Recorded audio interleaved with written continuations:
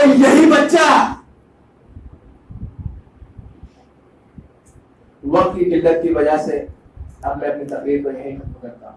آخر میں رب کریم سے دعا کہوں کہ الہ العالمین تو اس معاشرے میں جو شخص اپنے جہالت کے سبب گمراہ ہو رہا ہے، الہ العالمین تو نے علم دین حاصل کرنے کی توفیق دے.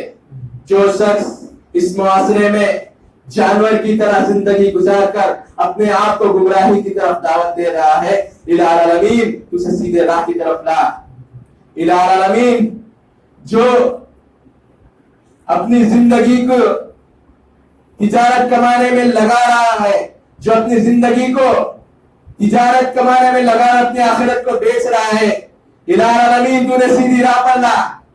جو شخص اس دنیا سے کوچ کر گئے ہیں، وفات پا گئے ہیں، الہ العالمین تو اس کی قبروں کو نور سے بھر دے.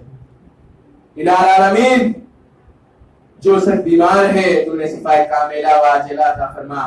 الہ العالمین جو مصیبت میں ہے، جو پریشان حال ہے، الہ العالمین تو ان کی مدد کر. اور جو ہمارے بھائی دشمنوں کے ہاتھ سے پریشان ہیں، جو ہمارے حلبی بھائی، جو ہمارے برما بھائی جو دشمنوں کے ہاتھ سے پریشان ہیں، الہ العالمین تو ان کی مدد فرما.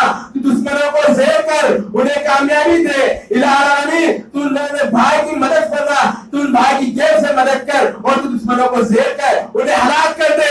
یا تو نے دین اسلام کی طرف بلا رہے، تو نے دین اسلام کی دعوت دے، یا تو نے ہدایت کی طرف لا، یا تو نے ہلاک کر دے. الہ العالمین تمام مسلمانوں کو نیک راہ پر چلا. الہ العالمین تو تمام مسلمانوں کو گمراہی سے بچا. آمین ثم آمین. وآخر دعوانا الحمدللہ رب العالمین.